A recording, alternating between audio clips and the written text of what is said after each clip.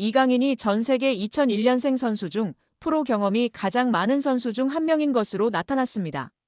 국제축구연맹 피파 산하 국제스포츠연구센터 CIES는 16일 2001년생 이후 선수 중 프로 경기 출전 경험이 많은 선수들을 조사해 발표했는데요. 이강인은 전 세계에서 활약하는 2001년생 선수 중 프로 경기 경험이 6번째로 많은 것으로 나타났습니다. 이강인은 16.8세의 나이로 자신의 프로 데뷔전을 치렀고 그동안 286경기에 출전했습니다. 이강인은 매년 평균 39.1경기에 출전한 것으로 나타났습니다. 2001년생 선수 중에선 레알 마드리드의 호드리고의 프로 경험이 가장 많은 것으로 드러났습니다. 호드리고는 379번의 공식 경기에 출전했고 해마다 평균 50.9경기에 출전한 것으로 나타났습니다. 2001년생 선수 중에선 호드리고에 이어 레알 소시에다드 쿠보의 프로 경험이 두 번째로 많았고 나이트, 사카, 알베르토가 뒤를 이었습니다. 이강인은 지난 2019년 국제축구연맹 20세 이하 월드컵에서 대회 득점왕 홀란드를 제치고 골든볼을 수상하며 전 세계 최고 유망주로 인정받기도 했습니다. 벨기에 신성 케털라러는 이강인에 이어 전 세계 2001년생 선수 중 프로 경기 경험이 7번째로 많은 것으로 나타났습니다. 이어 이강인의 파리 생제르맹 동료 크바라츠헬리아가 전 세계 2001년생 중에선 8번째로 프로 경험이 많은 것으로 드러났습니다. 2002년생 선수 중에선 레알 마드리드의 카마빙가의 프로 경기 경험이 가장 많았고 리버풀의 흐라벤베르흐가 뒤를 이었습니다.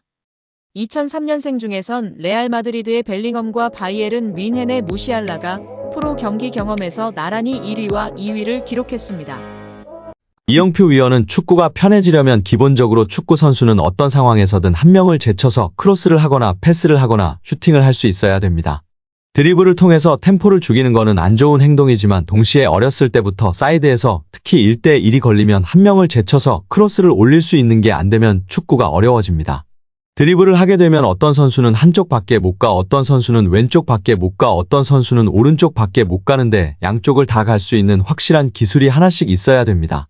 이강인 선수는 3년 이상 기술을 연마해서 양쪽을 다 할 수 있다고 보여집니다. 이강인 선수는 드리블을 잘하려면 스피드가 있어야 하고 중심이 무너진 쪽으로 치면 중심이 무너지는 것을 몸이 자동으로 계산하여 움직여지게 됩니다. 생각하고 드리블을 치는 게 아니라 연습과 노력 끝에 자동으로 움직여지는 것입니다. 여기서 박문성 해설위원이 덧붙였는데요. 맞아요. 이전에 앙리 선수도 인터뷰에서 패널들이 어떻게 그렇게 많은 골을 넣을 수 있었는지 물었을 때 생각하고 계산하고 슈팅을 때린 것이 아니다. 자연스럽게 자동적으로 슛을 하게 되었다고 인터뷰에서 화제가 되었다고 합니다. 뿐만 아니라 그라운드의 풍우나 천재 소리를 듣던 이천수 선수도 본인이 어떤 드리블을 했었는지 개인기를 했었는지 모른다며 자동적으로 몸이 움직여졌고 나중에 분석하면서 경기를 봤을 때 내가 저렇게 했구나 알 수 있었다고 발언했습니다.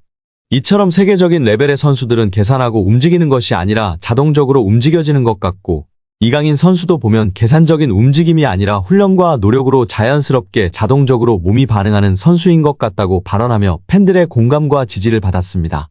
이어 이영표 위원은 이강인 선수가 재능은 기본적으로 있었겠지만 훈련과 노력이 없이는 만들어질 수가 없습니다. 또한 이강인 선수의 강점은 드리블도 있고 시야도 있고 정확한 왼발킥도 있고 터치가 굉장히 강점이 있다고 생각합니다. 멀리 볼 수 있는 능력은 킥이 자신 있는 선수들이 자연스럽게 보여주고 나타낼 수 있습니다. 어떤 선수들은 드리블을 잘하는 선수는 자기가 드리블을 보여주고 싶어하고 패스를 잘하는 선수는 패스를 보여주고 싶어하기 때문에 좋은 킥, 멀리 보낼 수 있는 킥이 장점인 선수는 자연스럽게 시야가 넓어지고 시야가 넓은 것처럼 보여지게 됩니다.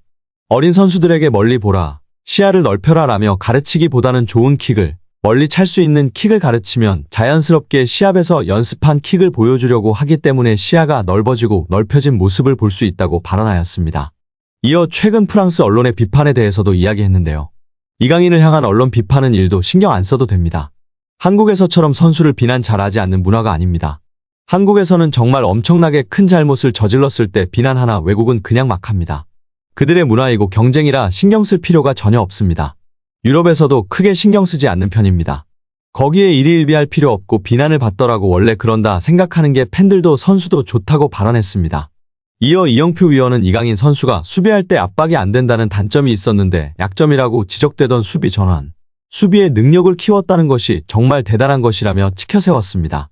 이는 특히 선수의 태도의 문제이기 때문에 이런 것들을 지적을 받으면 자기가 수비력을 키우는 게 아니라 나도 수비를 열심히 하는 척 해야지 라는 선수가 있는데 이강인 선수는 진짜 수비를 하는 것이라며 극찬하였습니다. 특히 이런 태도를 갖고 있는 선수는 길게 선수 생활을 하고 겸손하기 때문에 대성하는 경우가 많다고 발언했습니다. 이강인이 유럽리그 랭킹 1위 잉글랜드 무대의 톱클래스 강팀 핵심 선수와 견줄만 하다는 분석이 나오며 화제입니다. 프랑스 리그앙 파리 생제르맹은 2023년 8월 마요르카에 2,200만 유로 약 328억 원을 주고 이강인을 데려와 2027년도 시즌까지 연봉 727만 유로 약 108억 원 및 5년 총액 3,635만 유로 541억 원 계약을 맺었습니다. 2,200만 유로는 마요르카 구단 역대 2위 및 한국인 역사상 세 번째로 많은 이적료입니다. 이강인은 PSG 소속으로 2023년도 시즌 리그앙 23경기 3득점 4도움, 출전 평균 64분을 뛰면서 90분당 공격 포인트 0.43으로 활약했습니다. PSG는 유럽클럽 전체 랭킹 6위, 프랑스는 유럽리그 랭킹 5위인데요. 저명한 축구 통계 매체 옵타 스포츠에 따르면 미드필더로서 이강인과 가장 비슷한 선수는 프리미어리그 준우승팀 아스널의 주장 마르틴 웨데고르입니다. 70개 국가 및 30종목을 대상으로 하는 글로벌 통계회사 옵타 스포츠가 최근 365일 유럽 5대 리그 및 챔피언스 리그, 유로파리그 자료를 토대로 선정한 비교 대상을 발표하며 팬들의 관심을 받고 있습니다.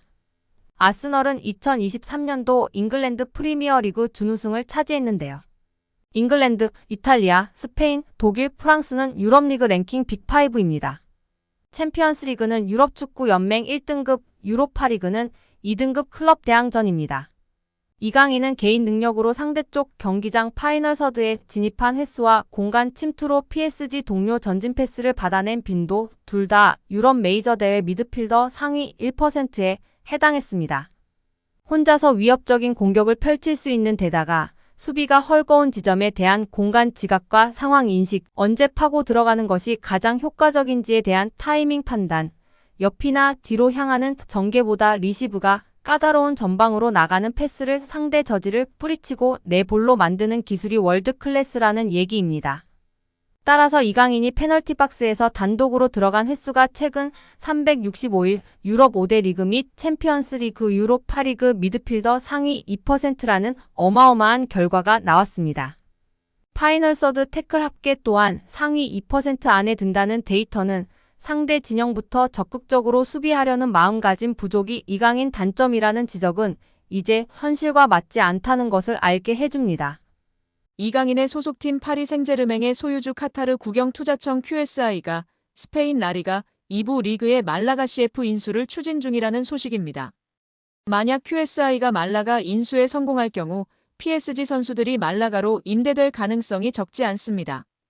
소유주가 같은 구단 간 선수 임대가 생각보다 흔한 일이기 때문인데요.